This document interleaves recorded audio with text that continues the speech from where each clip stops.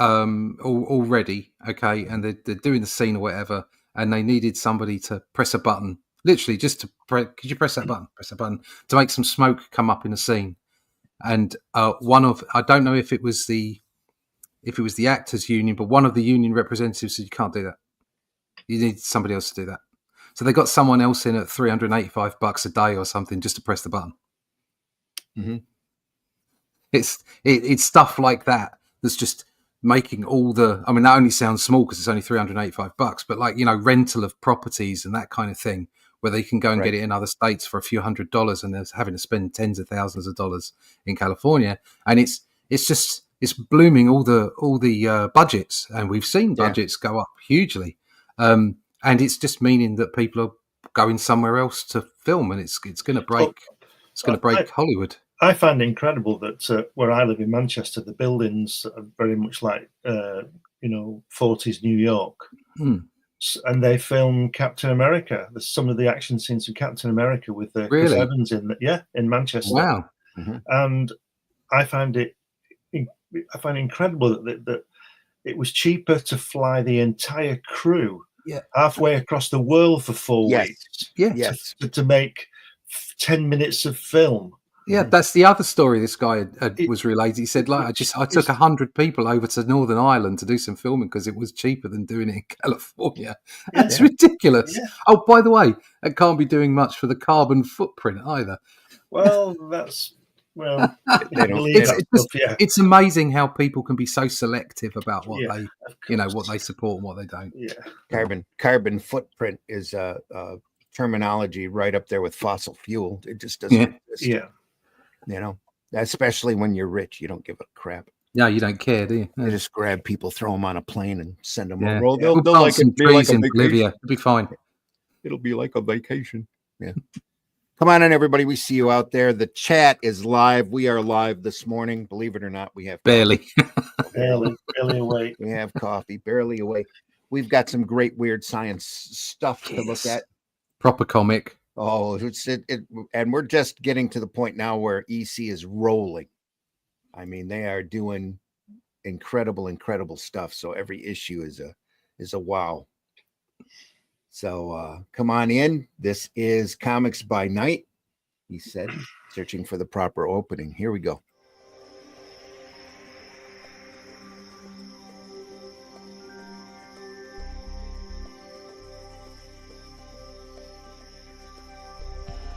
What was that? This is not a charade. We need total concentration. Now, once again, this time, with theory.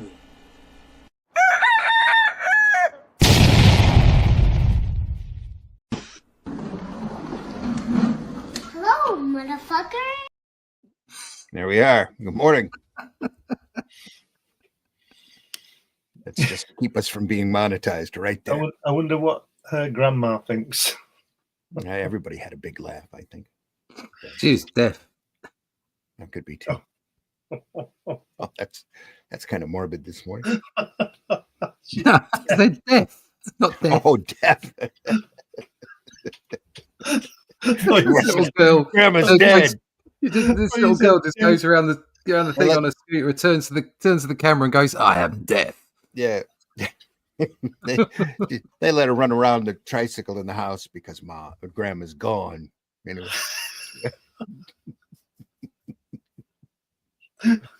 Comics by Night, folks. Thanks for stopping by. It's the 30th of May. See you later. 2025. Oh, we still got them. Actually, our audience has almost doubled since we ran that clip. Maybe I should run it again. Oh, dear.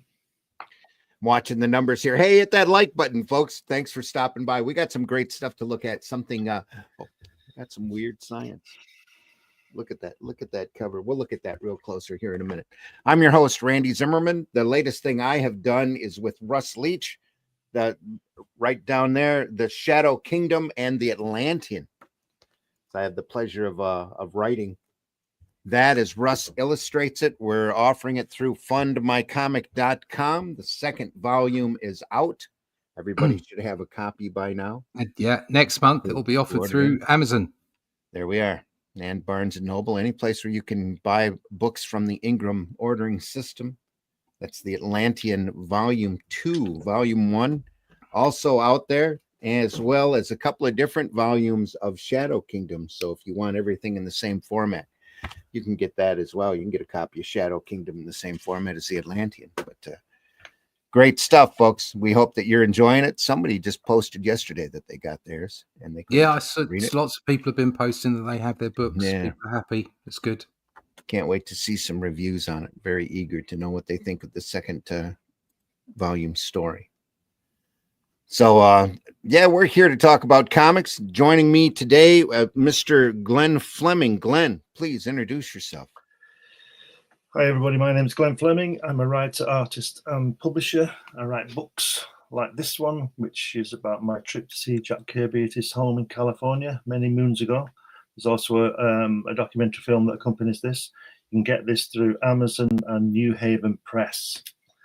I draw things, and I'm from my comic right now. We've got my character Hatch. This is a book. He's been around a long time. This is my book about how he came to be. It's got lots of published and unpublished artwork in it. It tells you his story, and there's some more artwork for you. Shows you the process, coloring, penciling, all this kind of thing. Look at that. And yeah, this is the best thing. Let me just show you this. This is the best thing. This is the best of all. My wife Helen made a little figurine of him, 8 inches high. How good is that? Great stuff. So it tells you all about that in there, the story of that. And I also publish Comics Unlimited, which is a 100-page magazine about comics. Both Russ and Randy appeared in this, interviews and articles and all this kind of stuff. Yeah, so check that out. That's on Amazon as well. There we are. Also joining us this morning, Mr. Russ Leach. Russ, please introduce yourself. Hello, my name is Russ Leach. I'm a comic book artist from the UK. You can find me at russleach.com. Sign up for the email list there so that you can keep up to date with everything Atlantean. We're moving at pace now. Issue 3 is on the board. Issue 3's cover image has been produced, which is lovely. Renato has done that. Also, there's a catch-up omnibus that will be coming out with issue 3 as well, so you can collect the volumes in different formats and at different prices, just to make sure everybody's got what they need. So you can find out all about those things when it's coming out to retail as well, and maybe even distribution. That would be nice. So go to russleach.com and sign up for the email list there. Yeah, you mean direct market distribution? Yes, direct market distribution might be nice at some point. We have distribution now through Critical Blast, so absolutely. Weird science, folks. We are looking at the Russ Cockrum reprint collections in hardback, shot off of the fantastic black and white artwork directly and put into fantastic bound volumes. Hardbound back in 1980, 1981, somewhere in there. Again, I don't see a copyright there. This book is starting with issue number 18, which is April of 1953, cover date. The artwork is, the interior artwork is reprinted in black and white. The covers are in color by the great Maurice Severin, who colored the original covers way back in the 50s. Covered by Wally Wood. Covered by Wally Wood. It's patented little atomic explosion there. Yeah, Wood likes to draw his atomic bombs, doesn't he? Yeah. So if you had to say what did he draw all the time, it's atomic bombs and nice-looking women. Mm-hmm. And those pipes. He always draws pipes. Crazy machinery. Yeah, here we are. Got some wood. Did we look at this? No, we were going to look at this. Right? Mars is Heaven? Yeah. Oh, we've seen Mars is Heaven. Yeah, that first panel rings a bell. We've seen it, yeah, because we were talking about Ray Bradbury. Yeah. We're right at the back of the book, aren't we? Yeah. Are we? Yeah. Are you sure we shouldn't be on the next volume? Yeah. We're on the last volume. All right. Well, we must be halfway through. We saw Snap Ending. Yeah, it's in that. Al Williamson. Flick through. Yeah. Yeah, because we said that Al Williamson was taking all the show. Seen that. Yeah. the We've parallel. seen that. Yeah, we've seen that. Yeah. I seem to have lost my bookmark. So, hey. Oh no. Well, we'll just have to watch it and look at it again. I remember us making a point of that cover. That might be where we stopped. We've seen this cover. We've seen the cover, but whether we've seen what's coming afterwards. Precious Years. Yeah, I think so. Yeah. No, we might be up to that yet because we. We saw well. that, Yep. I believe. Oh, there we There are. you go. There's your bookmark. Yay, little piece of notebook paper. We're right up to issue 20. Yeah. Yeah, people got to catch up. I knew there was a reason I used that cover for the thumbnail, other than the fact that it's great looking wood. Previously on Comics by Night. There we are. Yep. There we are. That'll make it seem like home. Jiggling the camera. Weird Science number 20. That is cover dated July, August for 1953. Look at that lighting. Yeah. Look at that great Incredible, mad cover. And the illustration on the right-hand side, the top right panel. The Loathsome. What again? Yeah. This calves. Eddie darling. Great stuff. Jad, the on the advert there on the top left, the guy that's got his arms up. Mm-hmm. That reminds me of Kevin O'Neill. Yeah, I know what you mean. Because he used to do ridiculous bodies, didn't he? Yeah, and also that kind of that sharpness to the inking there. Yeah, it's really reminiscent of Kevin O'Neill. So we know what Kevin was looking at. Yeah, we know what Kevin was inspired by. Yeah. What is it? Stern by Wrightson for heavy metal. That's what that reminds me of. Captain Stern. Don't know that one. No? No. That's part of the heavy metal movie. The little egg with the smokestack attached to it, little floating egg. No. I can't remember. Such a long time ago I saw that.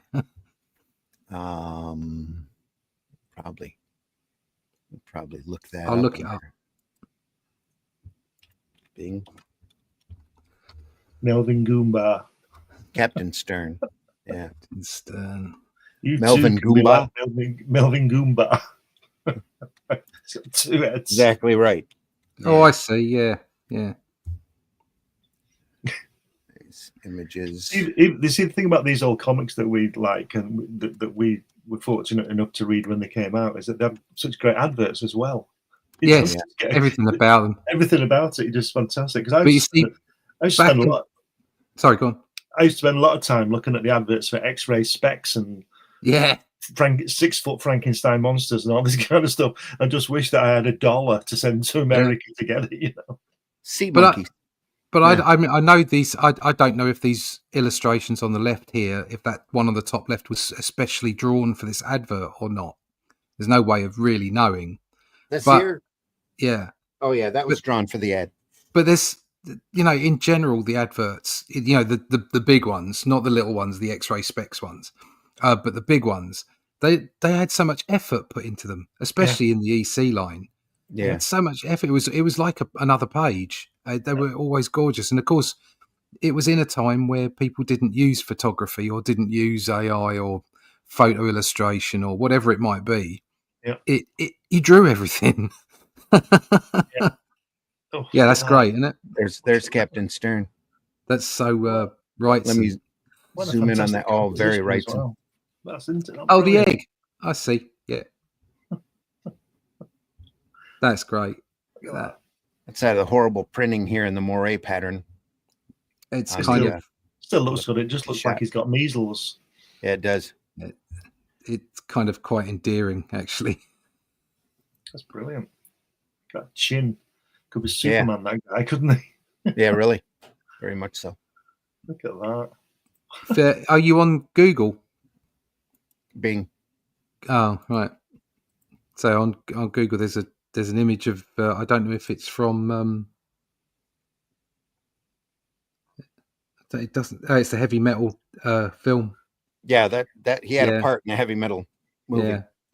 It was a small, quick cartoon, but it was very much in Wrightson style. It was really good. Really good. That was the charm of the heavy metal movie in the first place. They showed you all sorts of different types of animations, all sorts of different styles, just like the magazine. Both of them.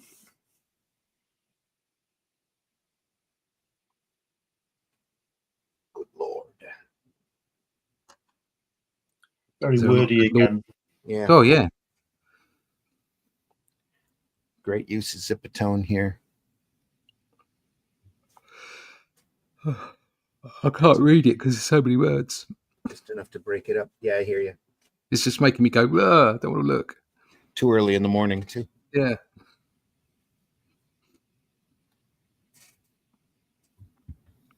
Take this up just a small hair here so that you can see the bottom of it. There's the wood, one of the wood panels on the left there, and the half silhouette. Yeah. The girls talking, that, and then the long shot, and then the open panel, and you can see it all, can't you? Everything, yeah. And look at that's a hell of a tight nurse's uniform there. It is. It's very nice, isn't it? Form fitted right there. Yeah. Yeah, form fitting. Yeah, I've never seen a shirt like that. No, not quite. Not normal to ask for a cup size in a shirt.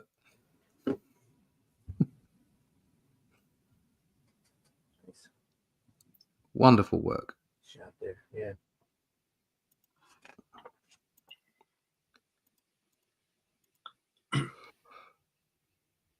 Also nice. Look at that. Look at that with the strap off the shoulder as well. Yeah. Yeah. Yeah. So they've actually given birth to a monster then? Little beast, the mutant child. Why, it's that little beast. Mutant child. She must have, look at that. That's Yeah. dual shade here. 2 lines. Just painted in. Look at that shadow work. This isn't quite it's got to be double dual shade here as well.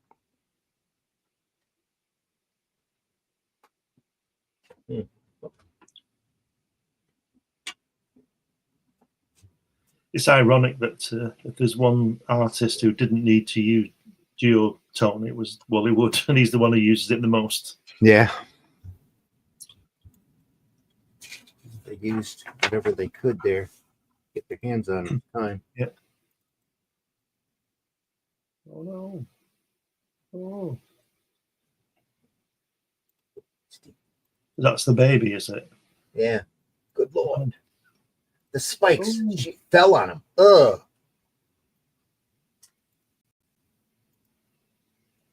Oh no. Dead. The note. What does it say? Miss Furby knelt and picked up the fallen leaf with a trembling hand and held it so the moonlight illuminated the heavy scrawl. The words written there choked in her throat. To whoever finds this note, I love you. Oh, poor beast. So we switch over to Jack Kamen. Copyright I like that. 49, Ray Bradbury. That adapted from a story by Ray Bradbury. Yeah. Don't you forget it. What's the largest mechanical size you have on that stencil? We'll use that for his name.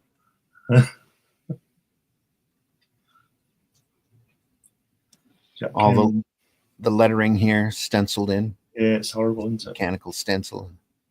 Nice hand-drawn title there.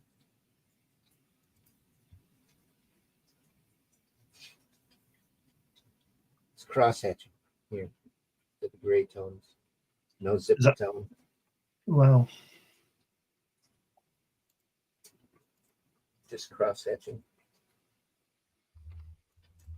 A little bit of zip there, a little bit of zip back here. She almost looks like she's got a black eye here. So cross-hatched. out around her eye.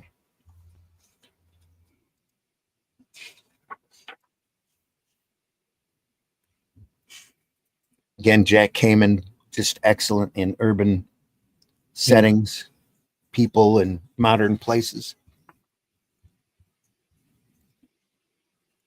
Did he ever do superheroes? Not that I'm aware of. I would say, because he draws great clothes, doesn't he? I am not sure what happened to him, but I wouldn't be surprised if he ended up in advertising. Right. Illustration, which was a bit more lucrative than comics at that point, or at any point, actually.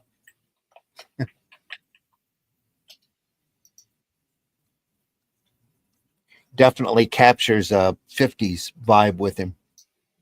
Yeah. So.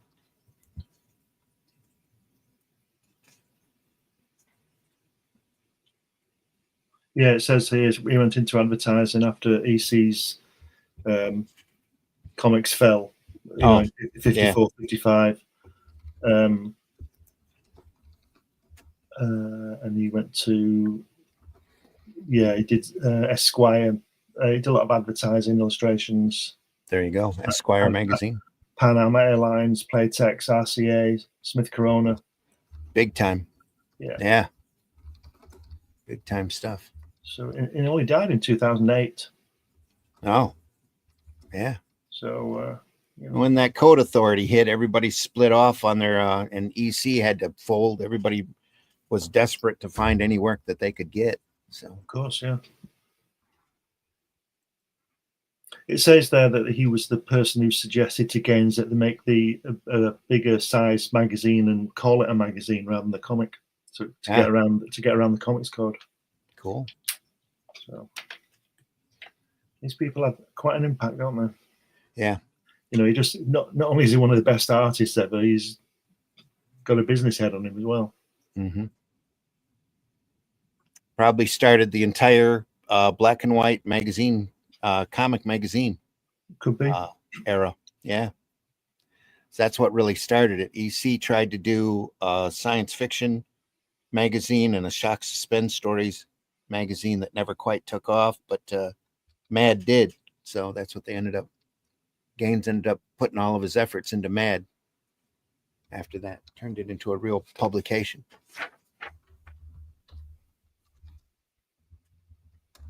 This is great. Great blueprint for storytelling. This particular story with the just two characters in the same room. Yeah. Page after page, all these really, really interesting angles and shadows and everything. Yeah. This is the kind of thing that if it was on the television as a single episode of a series, people would be screaming how great it was because it was all shot in one room. Yeah, and it was so impressive. And comics don't get anywhere near the plaudits they should. I mean, look, there's two people in one room, and he's made both pages look exciting. They draw you in, and then on top of that, he's made each panel interesting. It sucks you into the conversation, and the camera goes in and out, different angles. It's just, and also shows the movement of. So you can't truly track everybody's movement because they're single shots. They're not animation, but you can see the way she's had enough and got up, and then they're sort of standing talking to each other, and then he sits down, and it's just really well done. Yeah. Just and just goes to show, like some of the modern comics, the amount of talking heads there are, and that's down to two things. One, it's down to time and money, I would imagine, but it's also down to skill, to be brutally honest. Yeah, and he's also keeping himself entertained while he's doing it. Yeah. This is look at the effort that's put into this. Yeah, if you look at the middle section on the left-hand page, look at the books behind him. Just things like that, and all the little devices to tell you where they are. It's a superb 4 pages of blueprint for artists to study. I think we can all learn. Oh yeah. What she killed? Is he not the same guy then? What does he mean? He's not been here for a year. She shot him. You're insane, Martha. Don't. It's a mistake. That was someone else. You're so overwrought. You thought it sounds like me. She shoots him anyway. Shot him with the gun once, twice, 3 times. I was wrong. This is Leonard Hill, and I've killed him. I am insane. Martha, why didn't you leave well enough alone? Oh, Martha, I'll call a doctor. No. You got to know sometime. And now that you've done this, you fool, I may as well admit it. I haven't been here with you for a year. The gun falls from her fingers. You're lying. A year, 12 months. Yes, Martha, 12 months. He hasn't been there at all. I don't understand. Well, wait, I don't understand. Oh, the name of the story is Surprise Package. I think she finds out that her husband's an android or something. Oh, God. Like you do. Oh, dear. Oh, you won't believe me. Now, will you? That's she's going to 10 seconds. You think I'm Leonard Hill now? Forget it. Oh, she's look at the end. He's still talking. No wonder they got banned. I can still love you, Martha. Man. Oh, yeah, he turns out to be an android. She tears him to shreds. Look at that. Beats him with a hammer. So it's okay to hit him with the hammer because he's a robot. Yeah. It's all safe, then kid. They're just going to blow our brains out. Jeez, it's a bit harsh. She's struck in the mouth with the hammer, and the tongue fell out. The glass eyes rolled on the carpet. She pounded at the thing until it was strewn like the remains of a child's electric train on the floor. Bang, bang, bang. Deliver these packages to Mr. Leonard Hill, Elm Drive, right now. Tonight, tell him it's a surprise package from Martha. Surprise package from Martha. Yes, ma'am. This is after the door closed. She sat on the couch with the gun in her hand, turning it over and over, listening. The last thing she heard in her life was the sound of the package being carried down the hall, the metal jingling softly, cog against cog, wire against wire, fading. Bang. No, that's dark. Look at that. Look above the last panel, those lovely folds in a dress there. Yeah, that's just amazing. And it's pretty dark for a Ray Bradbury story. Wow. Well, it was adapted from it. Yeah. So it's probably nothing like it. Oh, it's probably faithfully adapted. It's copywritten to him. So weird fantasy. Always picture stories from the Bible as well. That's the irony of Gaines, isn't it? Producing stories from the Bible along with the stuff that he was doing. You know, the horror books and all that. Yeah. Tales from the Crypt. Well, these were done. Horror, aren't they? These were done. This is probably 10 years old at this point. This picture stories from the Bible. He just kept reprinting them and selling them. Right. This was the biggest reprinted comic until Star Wars New Hope come out. All right. It was the picture stories from the Bible because he sold so many of them through religious bookstores. Who the artists on those? Do we know? I'm not sure. I have never looked at them long enough to. I've got a copy of it. I should probably take a minute and take a look at it. I found a copy at a convention. I think I've seen one since out in the wild, but they're really rough to find. It's nobody kept them. No. Nobody bothered to collect them. The Reformers, Joe Orlando.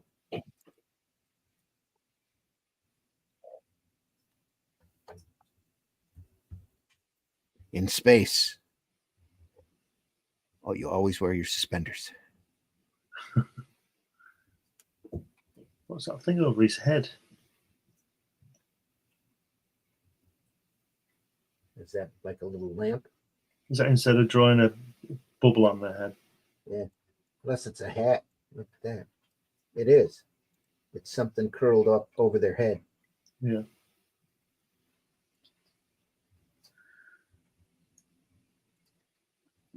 Jason, yes, there is much work for us here.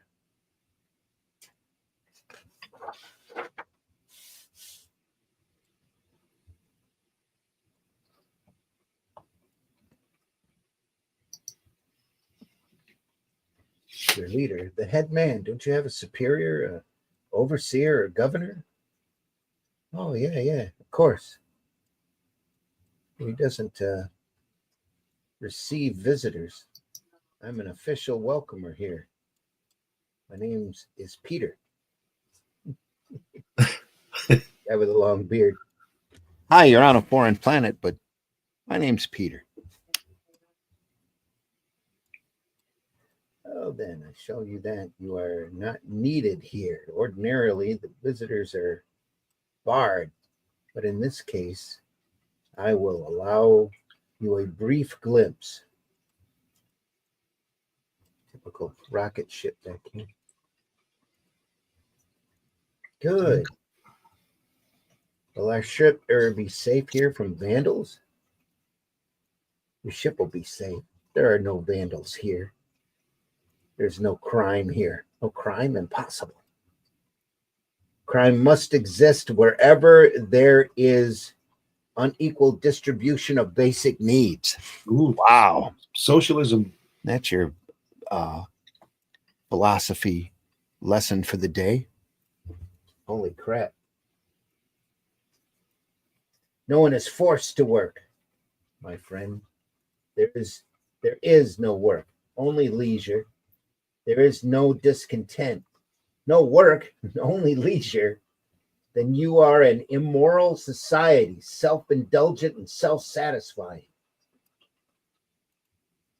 On the contrary, we are a very moral society. We are not self-indulgent. We believe in enjoying ourselves within the bounds of moral behavior. Such a society is impossible. There. What is that? See? Sidewalk cafe. Indeed it is.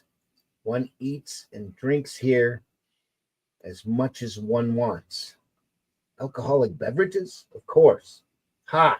A civilization of face-feeding drunkards. There you are. Alcohol breeds evil. And you say you need no reform. If we drank to excess, perhaps there would be a need of reform, but we do not. We're not a society of drunkards. We merely enjoy a drink now and then. Bah! There must be those who are chronic alcoholics. That guy could run for office, couldn't he? Yeah. Complaining about everything. Oh, he's a reformer. It's the name of the story. Yeah. Not here, my friend, perhaps in the other places you visited. Look at your scantily clad women. Disgraceful. And you say you're not immoral. Who drew this? This is Joe Orlando. Right. It's a slightly different approach. Yeah. There's quite a flow to it. He seems to change a lot in his style from story to story. You know, I've seen him draw. We've seen him draw stuff that looks amazingly like wood. Yeah. In the past, yeah. A little bit of Bill Elder.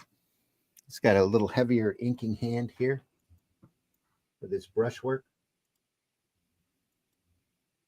Still gorgeous stuff. Look at that. Yeah. You are wrong. Scant clothing does not mean we are immoral or promiscuous. Wow, that's a heavy word for the 50s. Not in the least. If one is evil, one sees evil, even in beauty. Our moral behavior is unimpeachable. Dressing like that is placing temptation where it can easily be reached. That's not beauty. Oh, she's asking for it. Is that what they're saying? Yeah. What forming is that? Temptation is only for the temptable, my friend. Where there is love and beauty, there is no temptation. And what do you do for relaxation, entertainment?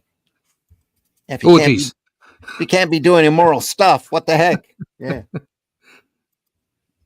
So far, he's asking about drinking, womanizing, having a good time, and he's saying, "What do you do for relaxing entertainment?" That's right. Yep. We watch the football. Since we have music, drama, literature, there is one of our libraries. Come inside. It's the Albert Hall. How can you have literature? What is there to write about? Yeah, if you can't be immoral, what is there to write about? Have you seen the articles in Playboy? Come on, it's a literary masterpiece. There you are. The Life and Times of John Holmes is what they write about. Yeah. What is all literature about? About the society, past and present. This book, it is a murder mystery. You said there was no crime here. That's right. I said our literature deals with our society, present and past. Although we have no crime here, we can still enjoy reading about it. It looks like these can cause crime to start again. They can be harmful. There is no desire or reasons for crime. Reading about it will not cause it. After all, one cannot learn what is right without also learning what is wrong. And so you allow all this horror, fantasy, mystery, fiction in all forms, books, magazines, and comics? Oh no, evil comics. This is an essay for gains to the Code Authority, isn't it? You would think so, yeah. That's what it's reading like. Of course, there's no reason not to. Take us back to our ship. I must make a report. Incredible. This guy's reading the comic. Incredible. The host led the reformers out of the library and into the beetle-like car. It's a beetle. That guy should have been reading Mad, shouldn't he? That'd have been funny. They'd have put Mad logo on that. And it hummed out of the gleaming city, out across the fields to their ship. Now that you are convinced you have no work here, will you be leaving? Perhaps. Thank you for the tour. They get back to their ship and they start asking themselves, how can that be true? How can they drink and not be drunkards? How can they have crime literature and not have crime? How can we preach against evils that do not produce evils? Wherever we've gone, we found these things. We could preach against them because we could blame them for society's ills. Yeah. But here, the society is perfect. There are no ills. We cannot make scapegoats of them. What can we report back? How can we reform when there's nothing to reform? What they need is some peace, don't they? Some peace inflicting upon them. Yeah. They need some democracy. Yeah, that's what I mean. Perhaps headquarters will tell us what to do. This is a new experience for us. Wait, I know what to do. Of course, it's so simple. Tell us, what can we do? Here with me a moment. Up to now, we have visited new civilizations throughout the universe. We found in each society that we visited great many evils, crime, gambling, drunkenness, sexual promiscuity. And in each society, we also found certain indulgences that we could blame on these end products. So we could blame crime literature of all kinds of for the resultant crime. We could preach against these books and stories and magazines, claiming they caused the crime, claiming their abolishment would end crime. And the same with gambling, drinking. We preached for the outlawing of alcohol, claiming it would end drunkenness. We were able to advocate sexual taboos as the answer to sexual laxities. Everywhere we found scapegoats to blame for society's ills, but here there are no evil end results to these very same self-indulgences. How can we use them as scapegoats? Mm-hmm. How indeed. Right next to a story called 50 Girls 50. Simple. By producing these evils end products ourselves. Producing them, you mean causing them to happen? Exactly. If there is no crime, we'll create a few crimes, let them find a few murders, a few robberies, then you'll see how quickly they look for a scapegoat. Ah, yes, they found a few drunkards. If they discovered the presence of promiscuity, of course, that's what we'll do. We'll create the evils and then preach for the reforms we want. Wow, modern politics all over again. Yeah. The reformers grinned evil grins and slapped each other on their backs and danced about the ship, eager and happy with their plan. Hurry, report in, tell headquarters the situation here, and then tell them our solution. A switch clicked on within the control panels. Tubes heated and transformers hummed, and the phone visor screen lit up. A face appeared. This is headquarters, Clerk 195. Ready, go ahead. This is Team 7 reporting. Now, here's what we found. So on the phonovisor screen, the clerk's face paled. Oh, Team 7, we've been trying to get in touch with you. Stand by. The chief wants to speak to you. The chief, Lucifer himself. The face of the clerk dissolved and another face appeared on the screen, a dark face. There's no use trying to advocate reforms where you are now, you fools. That place just can't be tormented. I've checked your location. That's heaven. Brilliant. Choke.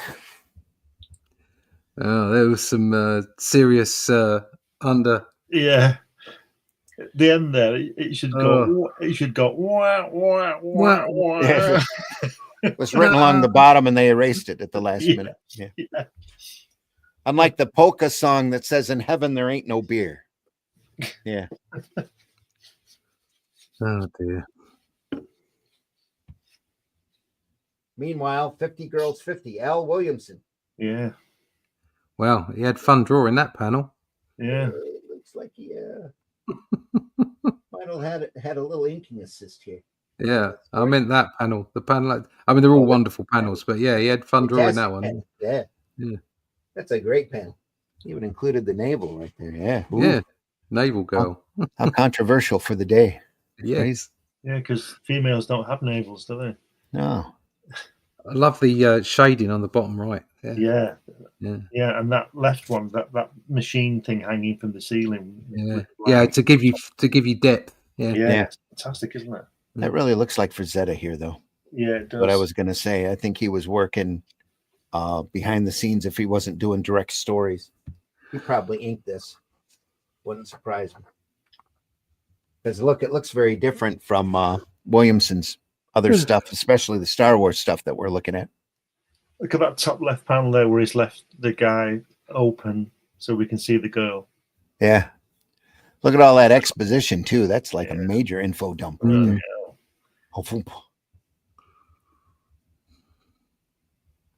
Yeah, look at that. Just beautiful brushwork here. Oh, darling. Sweet. Horrible space, though. Look at that. That's horrible. Yeah, it's dots. It's terrible. It's like he took a brush and went. That's the equivalent. That is the equivalent of a 1950 space film, though, isn't it? It is, yeah. It looks like it's almost like he drew the wires in white out. Yeah, It looks like the sort of space in Forbidden Planet, doesn't it? Yeah. That weird noise going on. Thelaman, whatever that machine was. It was odd because his space is better on the top right there. Yeah. And he's got the stereotypical ray gun, hasn't he, in the middle there, pointing at the girl. This looks good, but this is just dotted. Regan. That's awful, isn't it? It's just terrible. But the brushwork otherwise is just lovely. He's fantastic. He just can't draw space. I don't know if that's the case as much as they just we got to add stars. What's got to get in the mail? Got to get there today.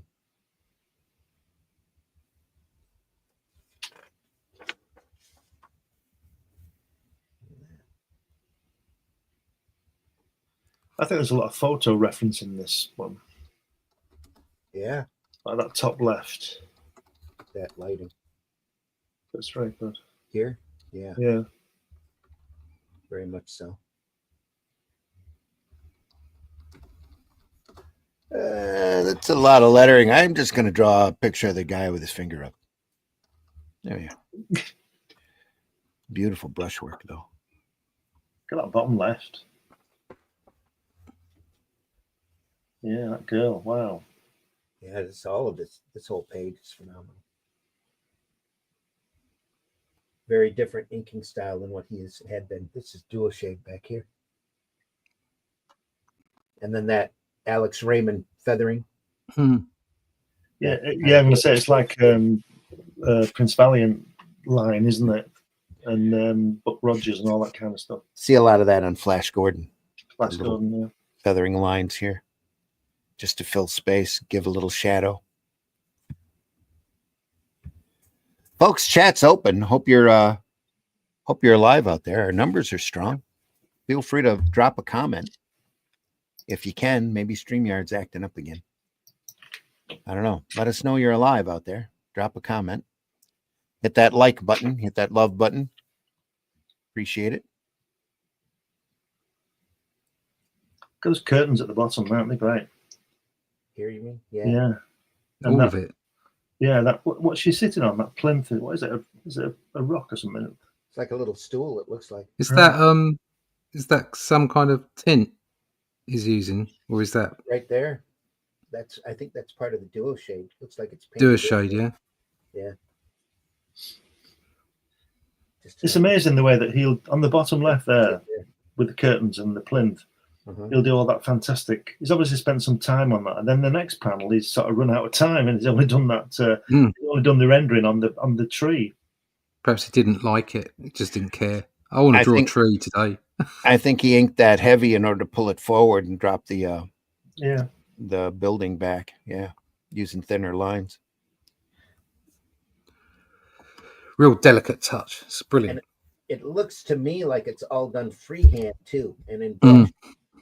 With just a little bit of touch of duo shade painted in, just to drop it back. Might be an assistant working on that. Probably frazetta. Imagine having frazetta as your assistant. That happened for a little while. Yeah, this is my assistant. He's called Frank. He's pretty good. He's not bad. Give him a go. Yeah, exactly. Imagine if you fired him. Yeah, and he came in and he says, "Let's look at that." He comes in and he says, "I'm leaving. What are you leaving for? I'm going to try painting. Oh, good luck with that." Yeah. Yeah, that top is like it's just in pencil, isn't it? The top three panels. If you make him a brunette, that almost looks like frazetta right there. Yeah. It's great, tender stuff. You can't see the line work here is so intricate and thin. Yeah, it's just amazing. So long. Are we still looking at 2-up artwork here? I'm pretty sure we are. Yeah, I reckon so. Yeah. So you get those fine lines, isn't it? Yeah, I don't think they went smaller until the Silver Age.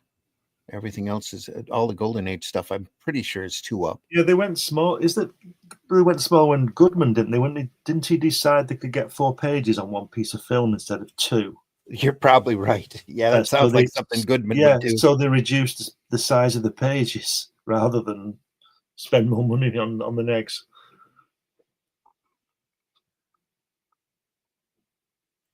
That makes a crazy amount of sense. It does really. In a Martin Goodman kind of way. Yeah. These are lovely. Yeah. But, drawing A2 for a page. Oh, imagine that. Yeah. That's a lot of work. I mean, look at that center section where he's reaching up. Yeah. The center panels.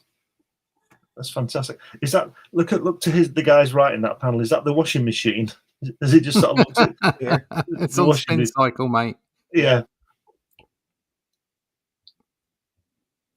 Look at that Wendy baby. What is it? Look at that. It's a paralyzer buster. It's real Buster. Whoever calls anybody Buster.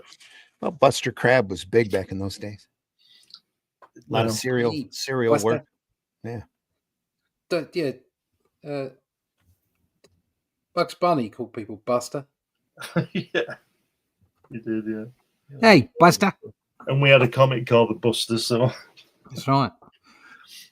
I took a wrong turn at Albuquerque. Exactly. Do you know what I'm going to do after you're dead? I'm going to thaw out the guy I really love, the guy I planned all this with. Wendy, have pity. When? So long, sucker. Sucker. Zap. I have to laugh. Even though I'm dying, I have to laugh. I was fooled, all right.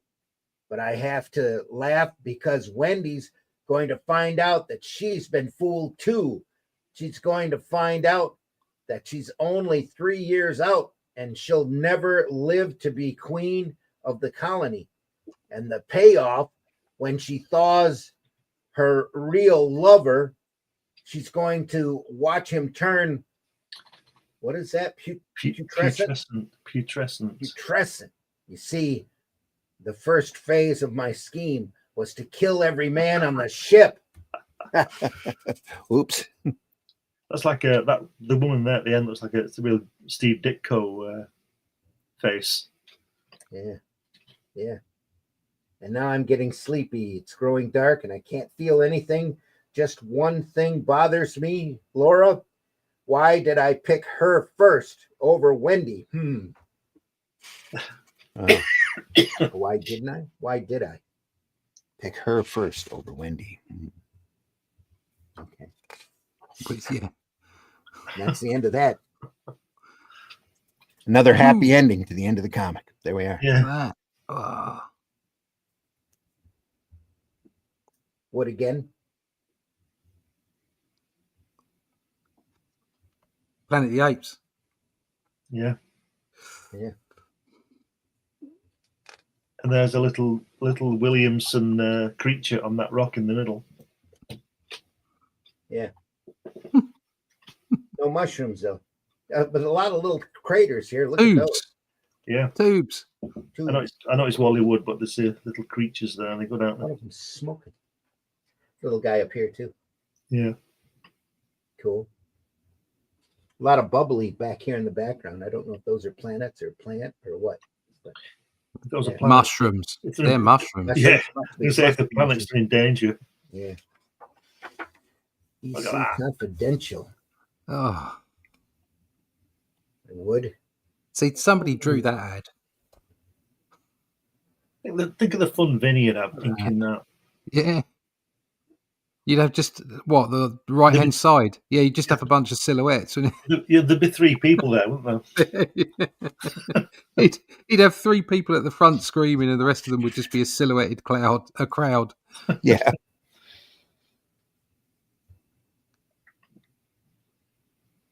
They're very tightly packed in, considering they're outside. It's Times Square. That's what Times Square's like. You can't move. Times Square's not really a square, is it? It's a road. It's a street. As the plane goes diving in. Look at all that background here.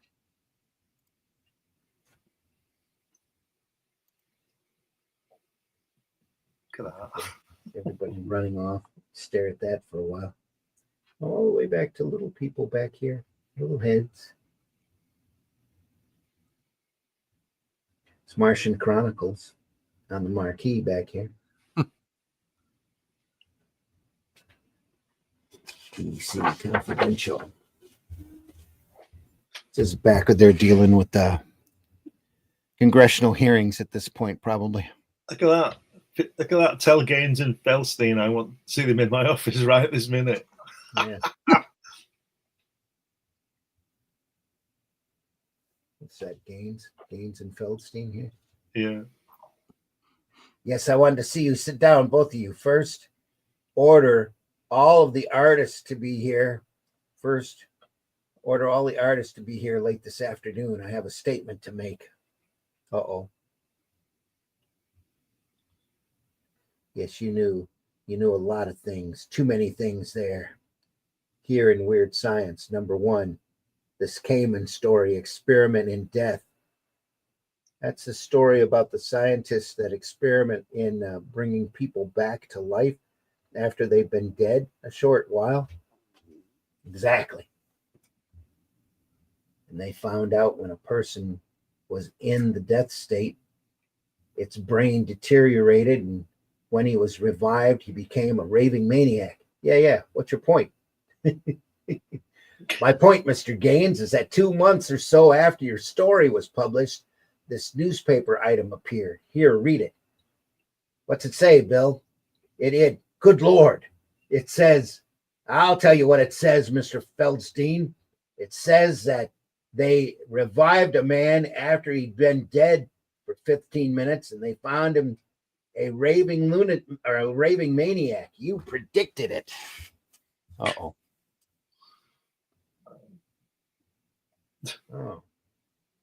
Mr. Fables. This was no prediction. This was obvious. It was scientific fact. Then explain this. They covered a Weird Science number 2. It shows a group of reporters interviewing an Air Force officer on the steps of the building in Washington, D.C. And in the background, 3 flying saucers are streaking over the Capitol building. The officer is saying the Air Force flatly denies the existence of flying saucers. Well, what's wrong with that? They did deny the saucers existed, didn't they? What did we do? This is true. Flying saucers were sighted over Washington, D.C. They were traced by radar. There were no other aircraft in the sky at that time. You predicted flying saucers over Washington. Coincidence. Pure coincidence. How did they know? Coincidence? All right, here, this story. Weird Science number 10. It's called Transformation Completed. You wrote it. Wood drew it. It's about a scientist who changes the sex of his daughter's boyfriend, turns him into a girl with sex hormones to get rid of him. So, what's so new? He says, oh boy. Yeah, but what happens is the daughter then falls in love with her. Yeah. We can't have that.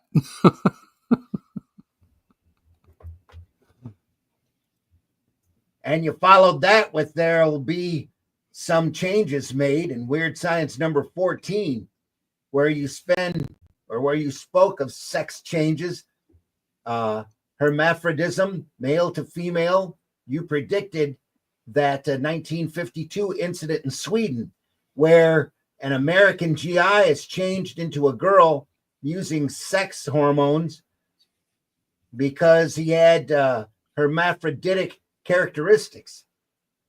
In Weird Fantasy 10, EC published a story called The Mutants. It was written by you, and in June of 51, the splash panel shows an exploration of a hydrogen bomb, an explosion of a hydrogen bomb. Listen, I'll read the caption. Enwatuk, July 1952. You were only 3 months wrong. 3 short months. At the time that you wrote this, hydrogen bomb was a guarded secret, but you predicted its detonation. A lucky guess. I have a feeling the story is going to end up with Gaines and Feldstein being aliens or time travelers, one or the other. It just keeps going on. You said there'd be many Army Air Force crashes. Pilots would refused to fly, enlistments for pilot training would fall off. You said that we'd give up flying. Well, it hasn't come to that. But these newspaper clippings acknowledge that many pilots have refused to fly. Enlistments are falling off. Washouts in pilot training are increasing. And this very story, you predicted that an Army bomber would crash in Times Square on New Year's Eve of 1952.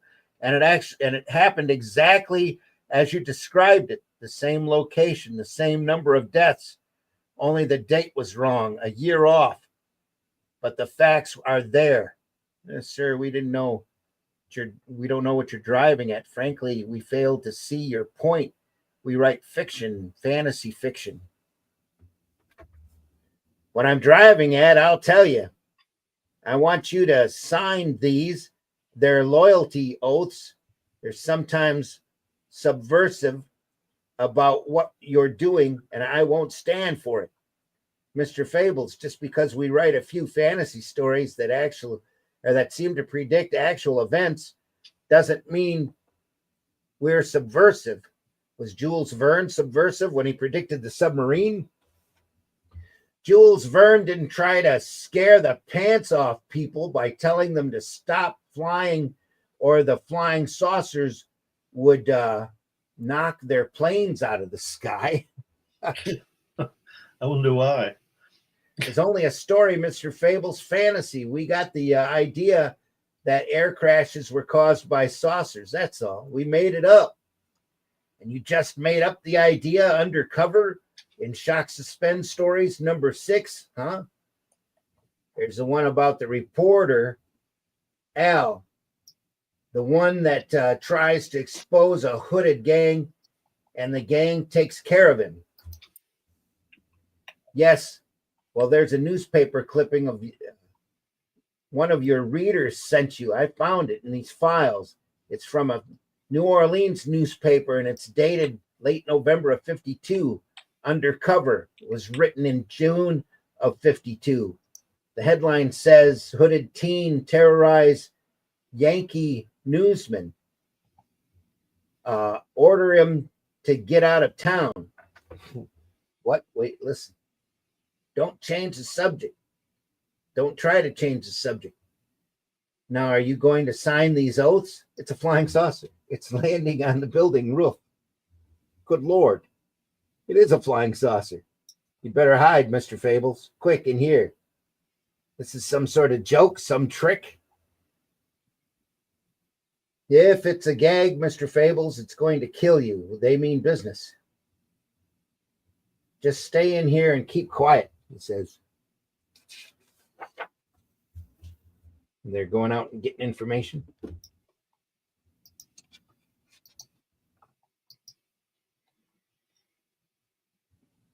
So they blamed, they slammed the door in my face. I heard them moving around outside, calling to the other staff members, the artists, the secretaries, everybody. That, yeah. Oh, look at that. Yeah, lovely, isn't it? Little duo shade painted in. Aliens. Not these guys again. Yeah, those guys in the big, those Ack boys. Yeah. This EC. What is it? What do you want with us? We have come to destroy you. Your stories have become harmful to... No. Says, we knew you were all going to be here this evening. Oh, Lord, what have I done? Mr. Fables is thinking from the closet there. So what, they kill them all? Then I heard the lethal chatter of the aliens' weapons, the screams and shrieks of the dying staff. They're killing themselves off. I cowered like a frightened child, crying my eyes out in that closet. I heard the aliens leave, heard the saucer hum away into the night. Then I came out and felt my stomach heave, my knees buckle. It was horrible. Broken, twisted bodies sprawled awkwardly around the office. frightened faces with dead eyes staring. The whole EC staff wiped out. Gaines, Saab, Feldstein, Saab, Wood, Orlando, Williamson, Kamen. Oh, Lord. They're dead. They're all dead. Oh, Lord, I called them subversives. I wanted them to sign a loyalty oath, and now they're dead. These were men of vision, men with imagination, foresight. They saw the evils that threatened us. They wrote about them, and I called them subversive. They tried to warn us. They tried to alert us to dangers, but we didn't listen, and now they're dead. Suddenly, there was a noise behind me. Spun around and felt the blood drain from my face. No, it can't be. A panel in the wall was opening. They all hid out. That looks like wood right there. men robots. No, you're all dead. I saw them kill you. We were prepared for them, Mr. Fables. What they destroyed were duplicates of us, robots. Yeah. Who were they? Who did they come from? They were Martians, Fables. They are bent on conquering Earth. Long ago, the Martians conquered Venus, enslaved the people, wiped out all but a handful of them. They were able to conquer them because no Venusian believed Martians existed. They were surprised. That's why we've written stories like Down to Earth to warn the people, convince them that Martians do exist, and an almost accurate prediction of now and then helps make our stories credible, so they will believe them eventually. They took Bill's hand warmly. Well, by God, you go ahead and write whatever you want with my blessings. Wake those smug, insecure idiots up out there. Thanks, Mr. Fables. Okay, gang, let's clean up the mess and send it down to reconstruction. Something bothered me. I thought of it as Al passed. Just one more thing, Al. That must be Al Williamson there then. How can you predict things so accurately? I mean, how did you know about the hydrogen bomb and the Martians? Because it's simple. For us, PT, we, Bill and I, and the whole EC staff are that handful of Venusians that survived. Dun, dun, dun. And then we've got J. Jonah Jameson on his psychiatrist couch on the next page. Here we are. God, I can't stand it. I've had too many pictures of Spider-Man. Yeah. Jack Kamen at work here. Look at that helicopter on that back. Yeah. Look at the rotors on that helicopter. Doink. It's a futuristic helicopter. Is this the same guy that was a robot? Is this the 12 months he wasn't there? Yeah.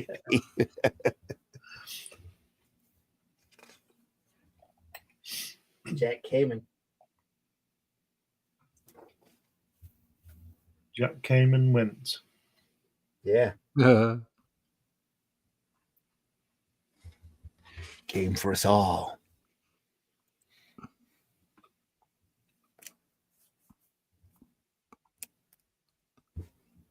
Beautiful stuff. That girl's got the same dress on as that other girl had. Oh, yeah. Is that Mr. Spock in the center panel? Here? Yeah. Not quite pointed ears, but close. Yeah. Same eyebrows, though. Katie. Decade ahead of its time. Jack Kamen always seems to get the replicant stories, doesn't he? It's all the urban setting stuff, yeah.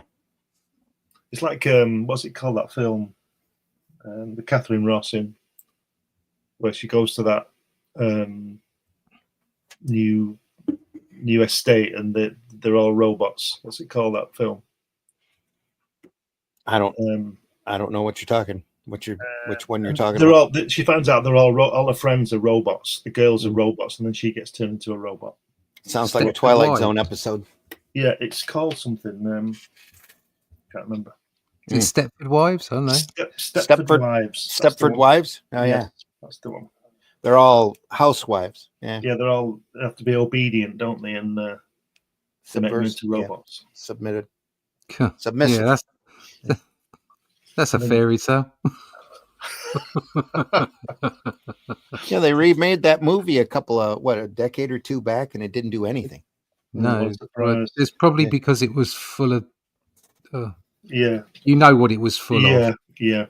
Do it nowadays. Instead of just telling the story, they'll have had to have made it some kind of commentary on misogyny. Yeah. Instead of just telling the story and letting the misogyny that was inherent in the story come through, they'd have had to have splattered it, and it just would have been boring to watch probably. Mm-hmm. And I haven't seen it, so I can't really comment. But you know why. Again, folks, the comment section's open.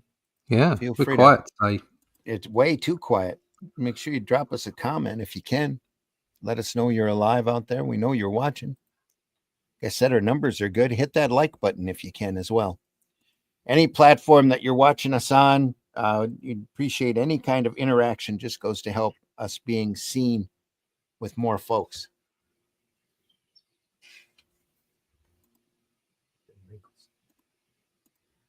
Yeah, great clothes again. Yeah. Definitely knows his stuff here. Yeah, folds. Get that later.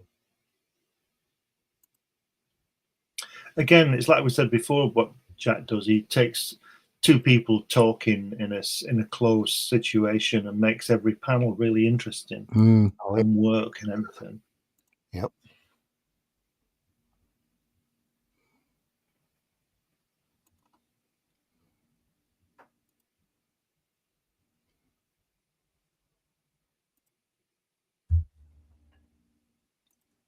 Maybe if we did this, would that do anything? No. Show your comments on stage. There's nothing there.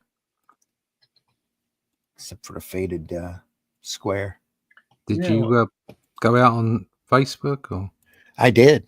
Oh. Well, obviously everybody's asleep. It's all public. Well, not everybody. There's people out there watching us. Well, they don't want to talk to us. It's fair enough. They just don't want to talk to us. It's all right.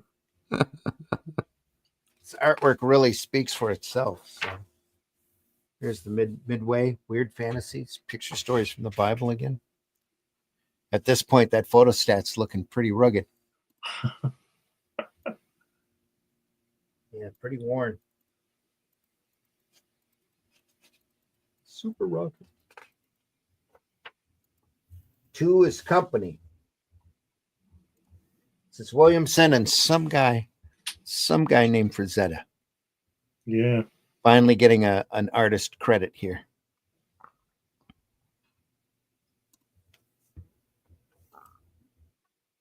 Oh, wow. I am pretty sure he inked that last story of Al's that we were looking at just because of the way this looks. Yeah, look at the Very work on the Frazetta foliage and the trees. It's just gorgeous.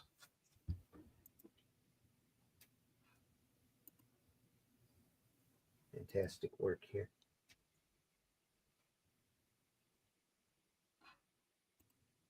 The ship, though, the rescue ship, it's finally come.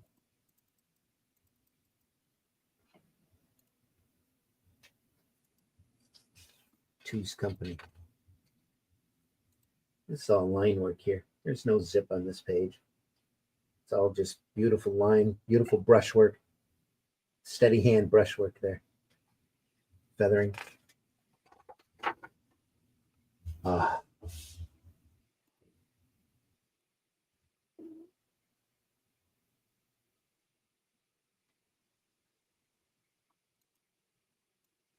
It's cool.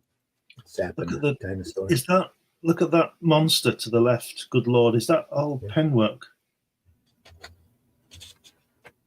I would say that's brushwork. Well, that's what I mean. It's not geotone. Oh no, none of that is. Wow, it's beautiful, isn't it? It's fantastic, isn't it? It's all just little lines. See, well, this back here might be brushed in. Actually, it's inked in with white, looks like white stripe zipper tone over top of it in order to drop it back. Right. Yeah. That's what it looks like. It's Tarzan, isn't it? Tarzan and Flash Gordon wrapped together. Yeah. This is really Gordon and Dale here. Actually, that's probably more like Frazetta, only blonde. Yeah. From the pictures I've seen of him from this time. Wow. Luscious female. It's a female and she's gorgeous. I aimed my cyclo carefully. I didn't want to harm that luscious female creature. I fired, tearing the BEM to smithereens. Actually used the term BEM, bug-eyed monster.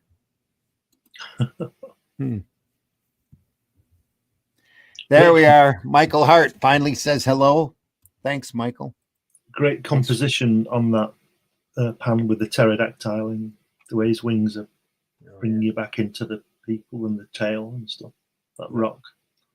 Just a circle, isn't it? It's just fantastic. Again, light touch. Yeah.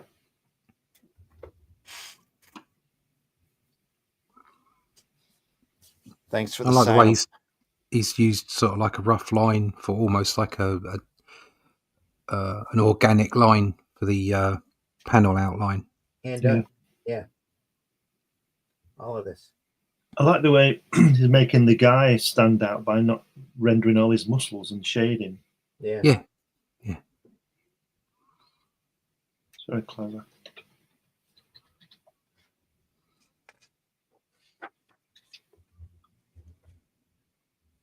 This is like you can, when he gets this script, you can hear Al Williamson thinking, anything that Wood can do, I can do better.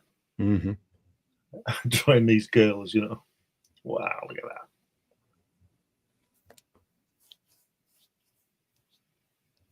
I wonder how much of this, or how hard Williamson penciled this compared to Frazetta's inks. Yeah.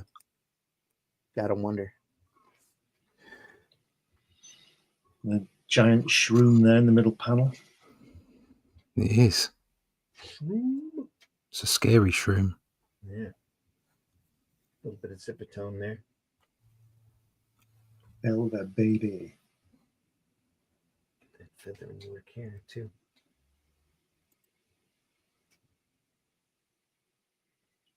And the dinosaur walking past in the water. Just as an afterthought too. Yeah. Well, how can I make this little boring bit interesting? I know, I'll do a dinosaur in it. Yeah. This is solid Flash Gordon here, Alex Raymond. Yeah. You're seeing feathering, you can tell. Big fan of that stuff. I was even drawing a part of a bottom there. I'm surprised they got away with it. These comics definitely needed a code. They're terrible. Yeah, bottoms. Yeah, bottoms. Way too many bottoms.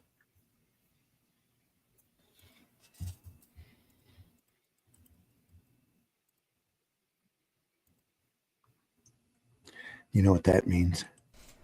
It means you're a catcher, not a pitcher. Is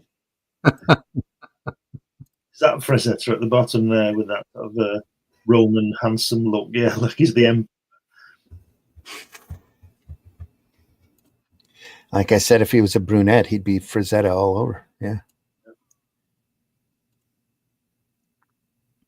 Just love this panel, though. It says a lot. It's got a lot of emotion to it. Even with the bums. This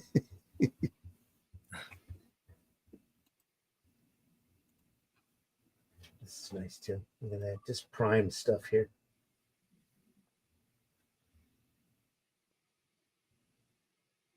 What in blazes is wrong with you wanting to settle down what is wrong? What in blazes is wrong with wanting to settle down in a little solar ranch with the woman I love? That's just it. Forbes. What woman? Uh-oh. Has he done been hypnotized? Ooh, look at that. Oh, she's fading. Oh no. Oh no. I've made love to her. Ooh. That's white. Is that white line zip right here? This same thing here. This is dropped back on purpose. Gray toned out. I'm using white zip-a-tone. This is all line work here. No, is it? No, that's dual shade, boy. This must be dual shade back here then. Yeah. This is dual shade here. A lot of line work. Forbes, my God, don't.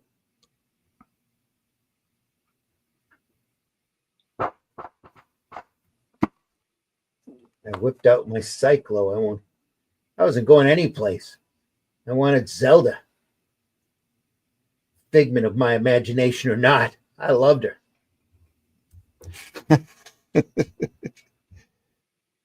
Can't handle the truth.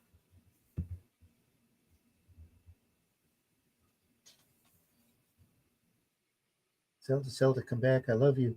I don't care what you are. I love you. I'm here, dearest. I'll always be here. I spun around. Zelda stood there, her arms outstretched, calling for me. Zelda, you can speak now. Isn't that what you want, darling? Oh, yes, Zelda. That's what I wanted.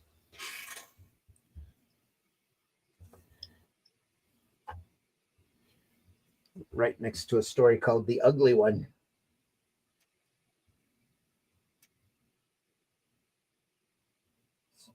Orlando again.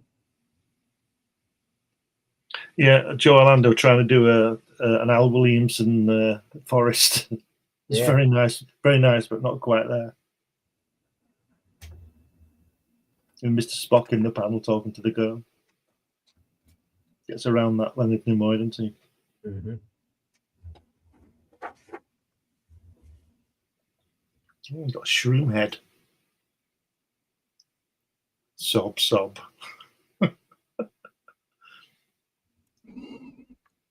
Faces look just a little off. Still great.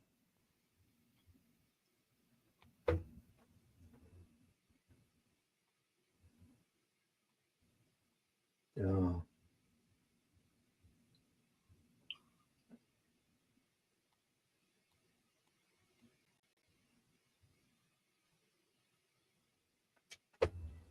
She stood there looking at you. And she blind. There was no loathing in her face, no disgust. Your joy knew no bounds. This girl, you loved this creature who had captured your heart. She could tolerate you. She's blind. Is that what it is? All right. She put her glasses on. Yeah, she needed glasses. Yeah, she just got her X-ray glasses from this month's Daredevil comic. Yeah, that's so harsh. Oh no, must have been. Well, these I'm blind as a bat. No. Oh dear.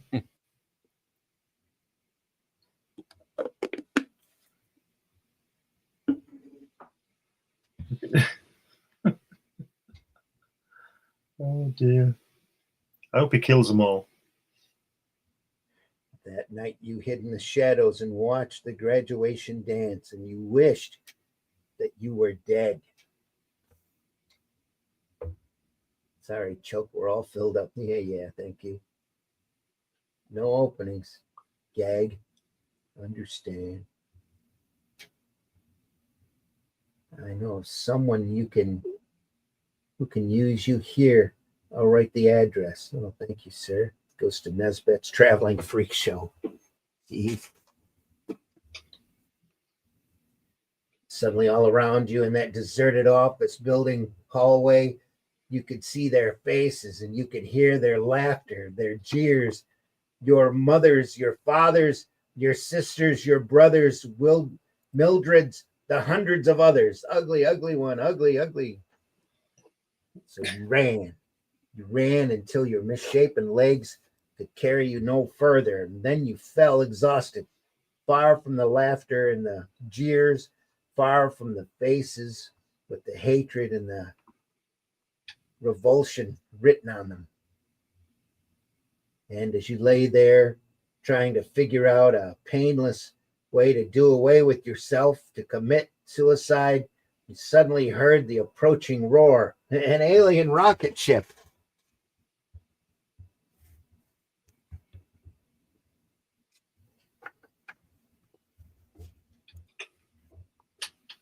Wow, that's pretty unusual page layout for an EC book here.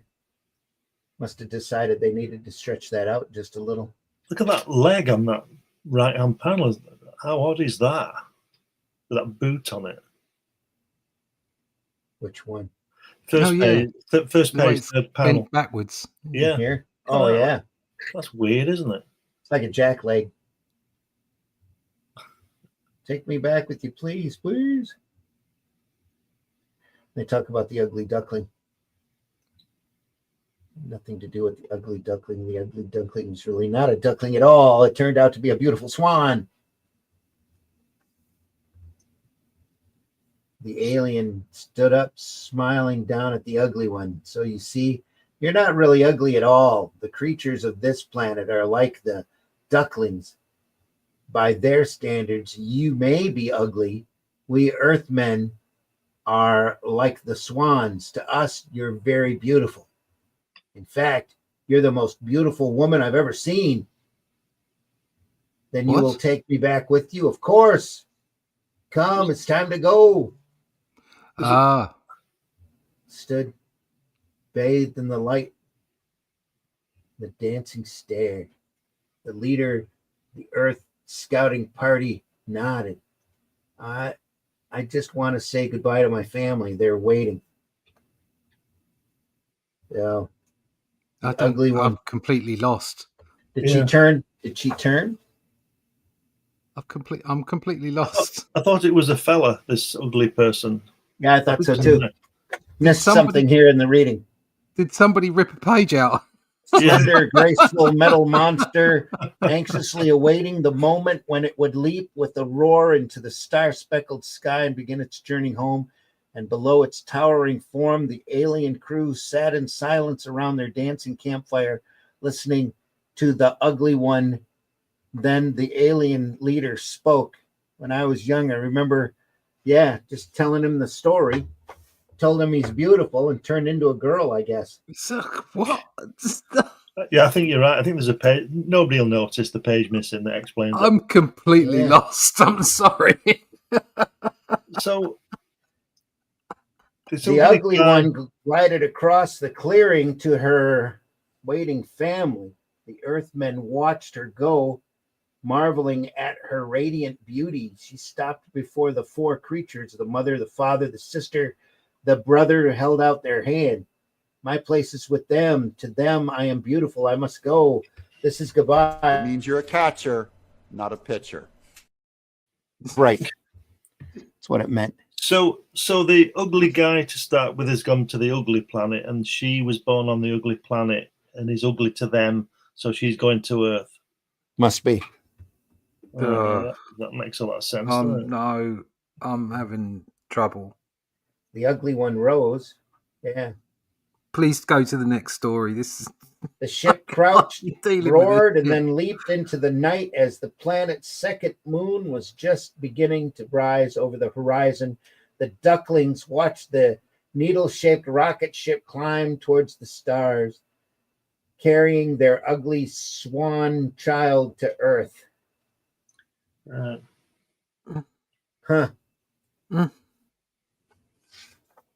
No, no. Right, we'll forget that one. Yeah. Sometimes they clunk. Publisher of the issue, William M. Gaines. Here we are. This is Weird Science 22. Oh, look at that. That's the last one of the run. Do you want to go through it quickly? Yeah, what are we looking at? We're at 130 right now. Yeah. Yeah, we can go through it real We can fast. go this one. A New Beginning. Al Williamson. Liz Taylor here. Get started. Yeah. Again, it says Williamson. That looks like frazetta, especially that second panel with that line work. Yeah. It's got a frazetta vibe to it, doesn't it? It does. Yeah. Look at that mountain back there. All the line work here is just beautiful. Little thin to thick on the brushwork. Great stuff. Look at that. She's fantastic. In memoriam, this magazine dies with this issue. Much as we at EC love weird science and weird fantasy, practical considerations must finally outweigh sentiment. The simple economic facts speak for themselves.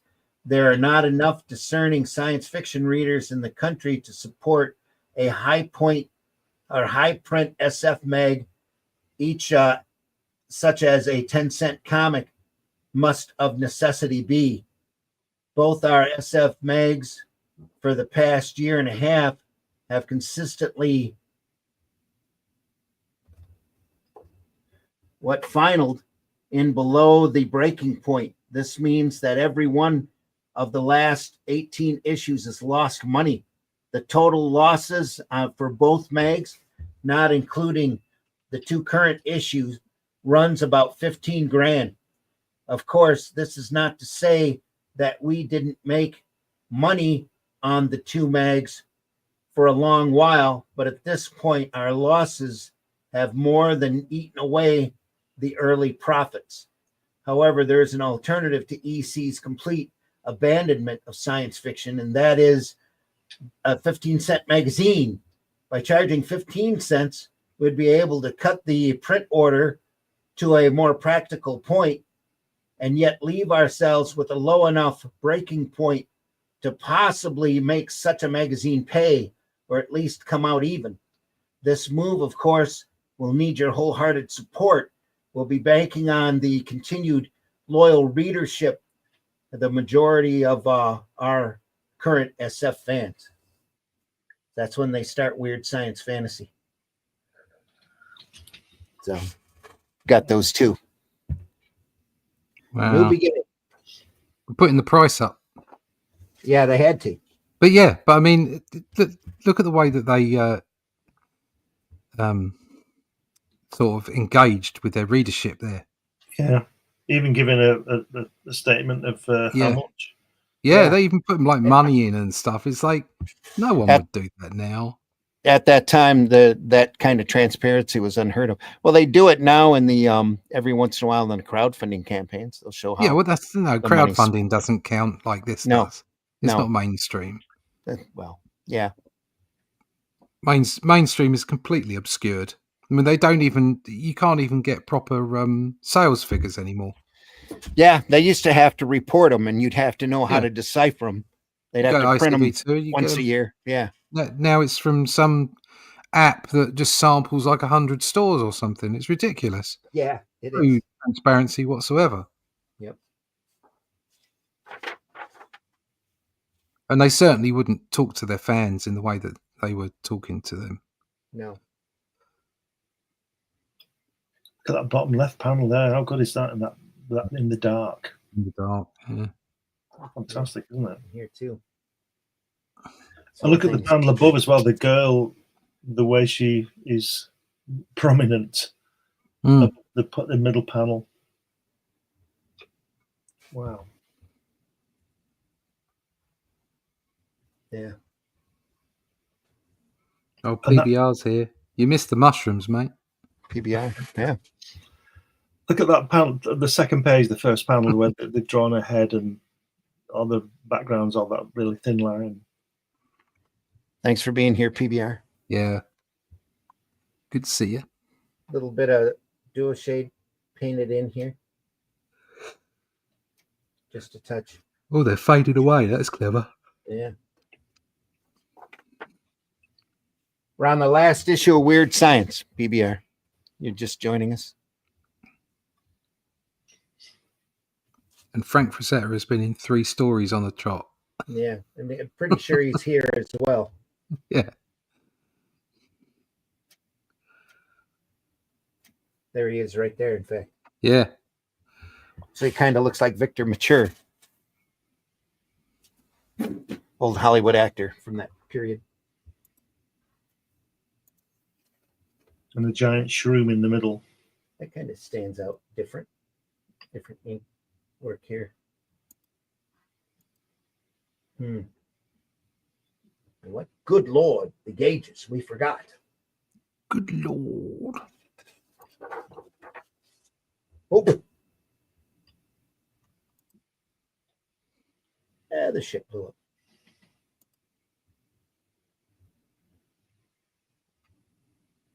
That was the interbreeding of the descendants of the evolved species with the descendants of the couple from Earth, future, produce the man of today. Look at that. George Evans at work here. We saw him a lot in Two-Fisted Tales. Just before we get into the last story, on this Adam and Eve thing, she should say, "Go and collect some apples. I'll make some pie." Yeah. Stop talking to that snake. Anyway. Yeah. PBR says, I bought a box set of this black and white, then another set in color. Excellent. Wow. Great. Nice. Yeah. The Headhunters, George Evans. Oh, there we are. Look at that. Beautiful.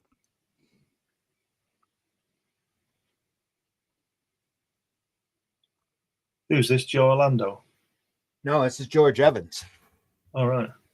Don't know. We saw him do a lot of World War One stuff in Two-Fisted Tales when we were looking at that. This is, yeah, got you. Yep. This must be it might be a science fiction story. They just wanted to clear out of inventory because Evans hasn't been in any of these books up until now. No. He's been out doing frontline combat and Two-Fisted Tales. Well, looking at these, he should have been doing more of this as well. Yes, look at this. This is just beautiful. It's great, isn't it? Yeah.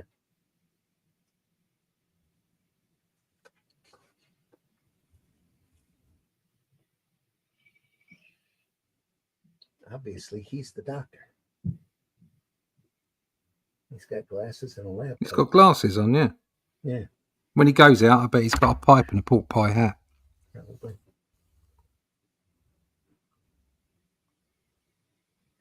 The monster screamed and charged. The guns chattered. And this guy's got his back turned to him. I think I'm just going to stand over here.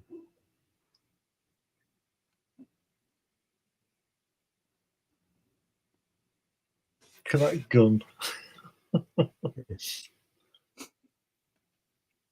Pew, pew, pew. That's right. It's a potato gun. I know. Touched up with cigarette there. That's another thing I can't explain. Doc, look on his forehead.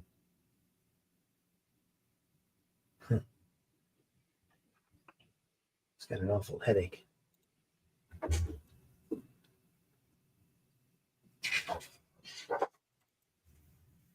Stick 'em.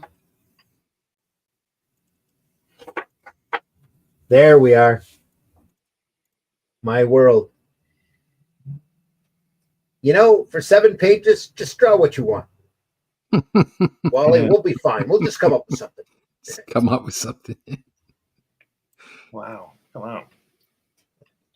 Planet. It's fantastic stuff. Look at that dinosaur at the top walking away under the title. Yeah. Has he got duotone on there? Let's do a shade, I think, painted in. Wow. Right there. Yeah. Definitely, as you can see, the 2 shades, light and dark. Dark used over here as well. Same thing down here. You can see this stuff's painted in because Do you know, he must right there. He must have been spent more time sticking that stuff down and cutting it out than drawing. Oh, this is painted on. This is dual shade board. Right. This is 2 chemicals that you brush on. Yeah. Do they still make that stuff? It's very hard to find. Really hard to find. I know I printed a lot of Andrew Peepoy did Simone and Ajax. This is another book that we need to take a look at eventually. And he used a lot of dual shade board. He had a heck of a time trying to find a stash of it, and that was back in the early 2000s. So it's the chemicals, I guess. There's a lighter and a harsher chemical, and apparently they're very carcinogenic. So they haven't modernized that because of, you can just paint it in now on Photoshop. Yeah. However you want.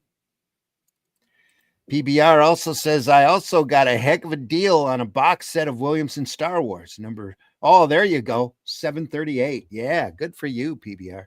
That's great stuff. We're looking at those on Sundays right now. Cool. Did you just get those? You must have just gotten them, PBR. Let me know. Well, guess you don't have to. You don't have to tell me how much you paid for it. Just a heck of a deal is great. If you got it for under 250, that's a heck of a deal. Believe me. And number 738 at that. Mine's 1140 something, I think, number. There's only 2,500 of those out there. It's very normative.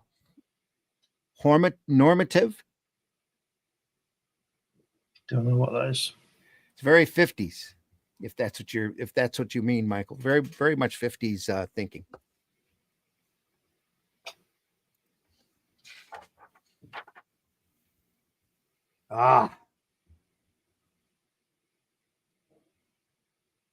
Best stuff for last. It's brushed in here. No little black line there, but most of all of it's all just. This is full on, isn't it? Yeah. We might end up going long on this last couple of stories, folks, just because they're so pretty. I don't know what the last story is. Look ahead here. Last story is Joe Orlando. So this story is just amazing. Look at that. Every panel is a lesson. Little zipatone work here. It's a graduated tone. It looks like that guy there in the center panel you're looking at looks like he's thinking that caption, doesn't it, with those planets? Oh, yeah. See what I mean? Yep. A couple thought bubbles. PBR. There we are. Mushrooms. A couple of them. Betcha. Mushroom. Pretty much.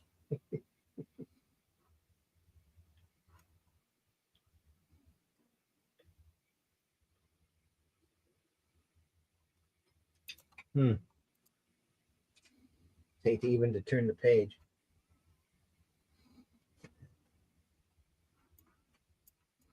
It's fantastic. Explosion. Like I said, every panel's a lesson. Women here.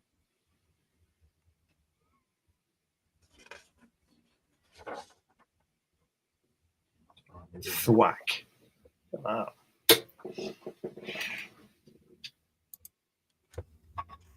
He must have been done. He's maybe a year or two out from doing the run on the Spirit.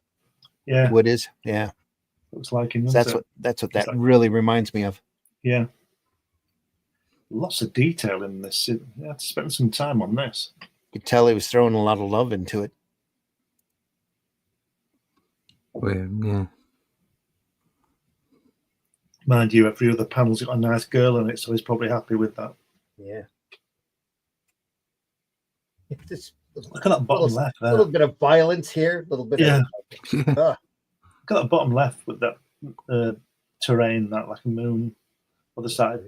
here, Moon, yeah. Look at that. Just fantastic. Wow. It's every panel. Of a mechanism here. Crazy stuff. There's he's really knocking it out of the park there. The futuristic city is wild. That's awesome. A bit of dome work here. Planet back there. Just amazing.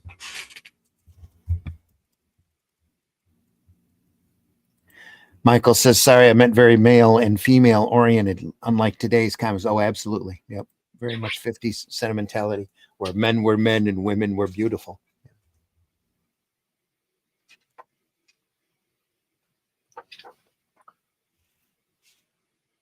Oh, yeah. Wood at the end.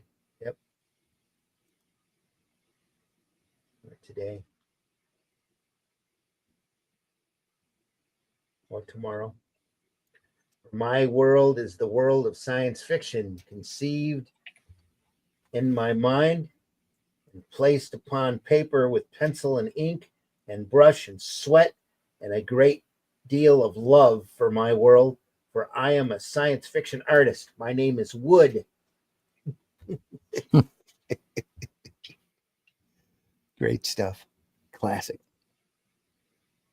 And if you look at the page he's drawing on, it's the last page. Yeah.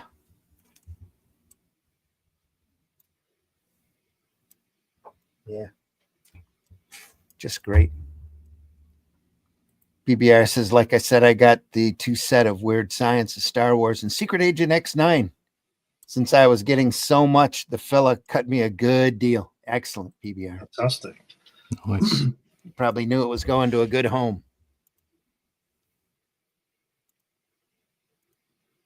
It's the last Ray Bradbury story in Weird Science. Outcast of the Stars. Last story of Weird Science is a Ray Bradbury adaptation. Joe Orlando.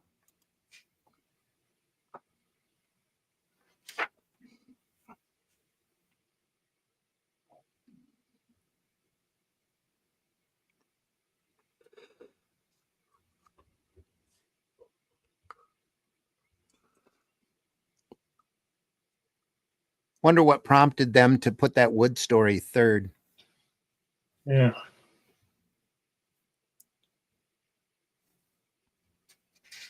Must not have felt it ended the book right. They'd ended on some hardcore science fiction.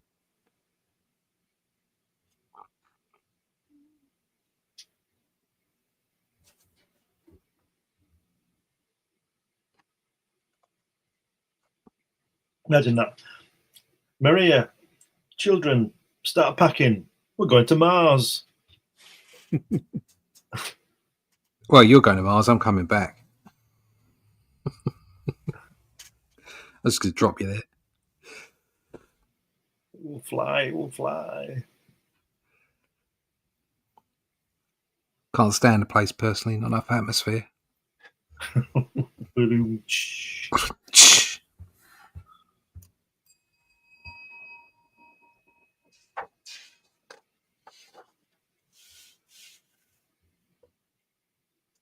Back there, Earth.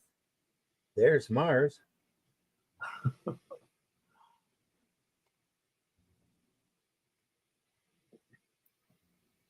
Bedtime with children.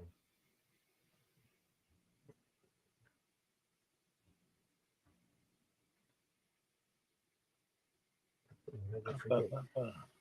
Right? Opened his eyes. His wife whispered, "Now I see. Now I understand. You are the best father in the world. Perhaps you're right. You might take me on just a little trip. Just a little one, perhaps, Maria. A little rocket back in the background. I'll ship you out to Mars, too."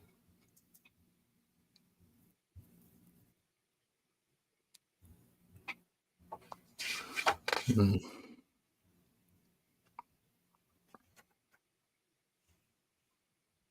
Weird Science Fantasy. Oh, that's the new. That's one. The annual. They did an annual. Oh, right. At Okay. 25 cents yet. 25 cents. 128 pages of science fiction. Wow. Good God, 128. Would that be about 4 or 5 issues worth of material put together? It says, as we went with the first component of the complete EC library, the color work for the 2 annual covers was not completed. So we decided to run them in black and white. In these volumes, in the complete Weird Fantasy, will run the both annual covers again in their full color versions. I think it looks great like that. Yeah, I think so too. Lot to be said about black and white. Yep. That's the complete library there. Two-Fisted Tales was next. Wow. There you go. Well, that was a treat, wasn't it? Look at that. Was That was treat. it, folks. It's Weird Science. All the EC run. Wow. We still have Weird Fantasy and Weird Science Fantasy that we can look through. What great stuff, though. Super duper. Wally Wood showing ways in the what, top 5? At least, yeah. Yeah.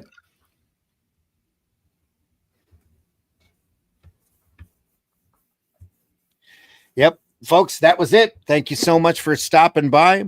This was part 8 of Weird Science. Go back and take a look at our previous podcasts for the rest of the stuff. We've had a blast looking through this material. We'll look through something else next week. Don't quite know what we'll do, but we'll do something. We'll find something. Maybe something a little more independent. And perhaps something a little more recent. These are what, 75 years old? Wow. It's hard to believe. Yeah. Such great stuff.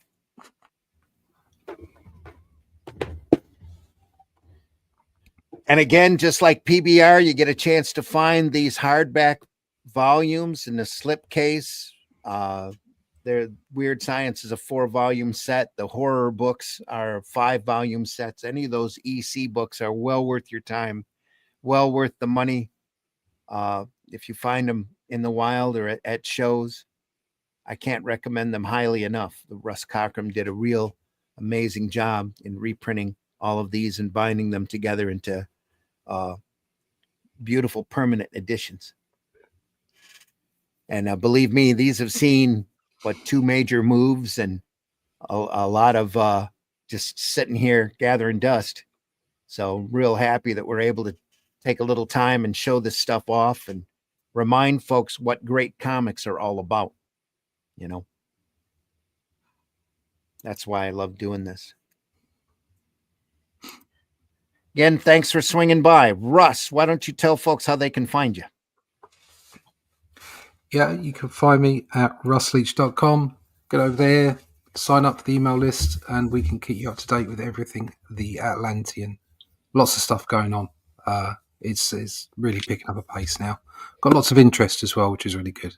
Good. So that's what we're after, just increasing that readership.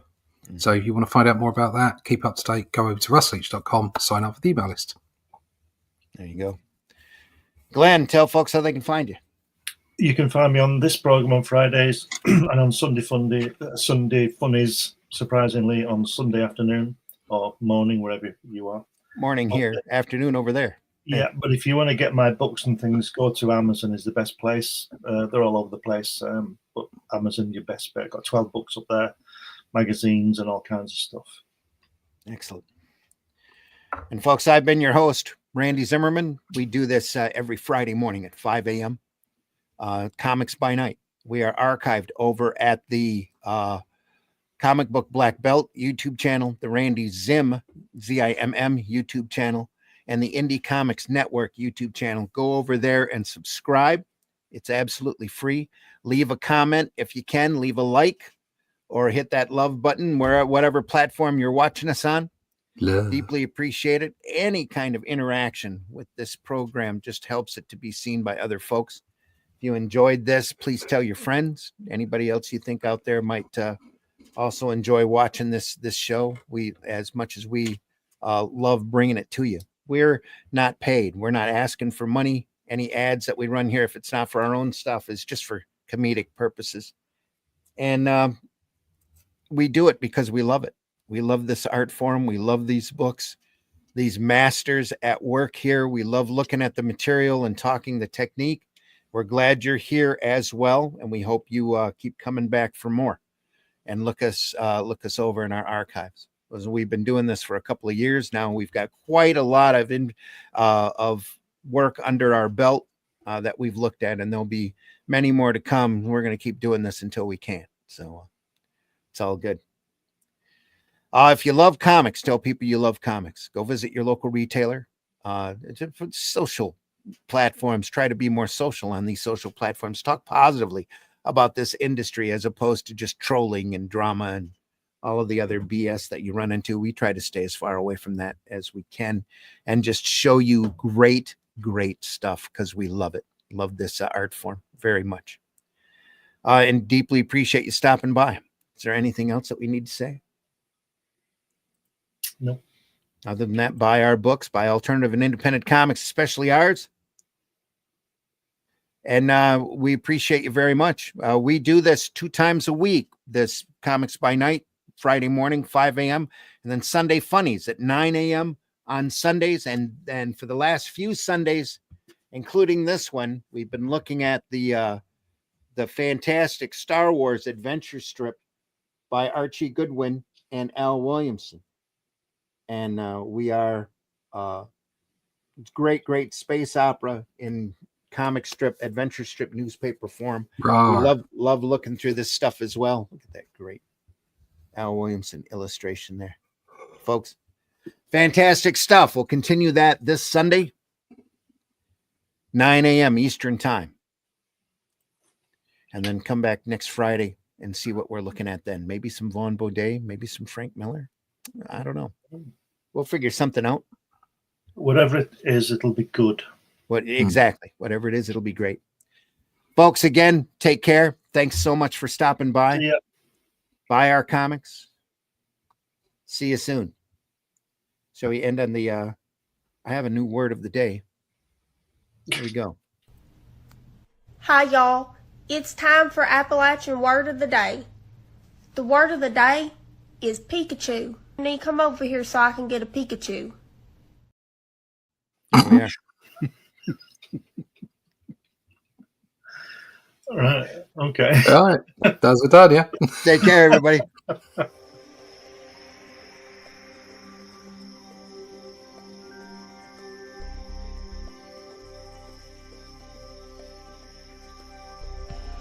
What was that? This is not a charade. We need total concentration. Now, once again, this time, with theory. Some men just want to watch the world burn. Can't nobody tell me nothing. How dare you? Get off my lawn.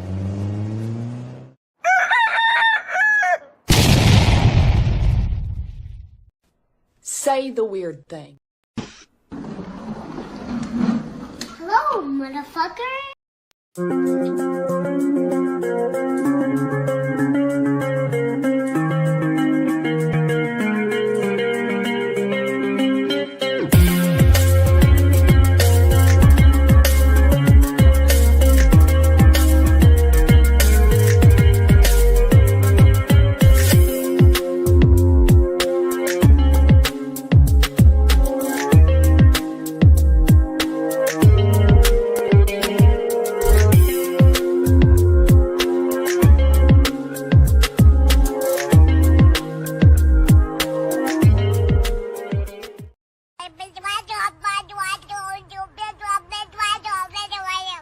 Taste the biscuit, taste the goodness of the biscuit.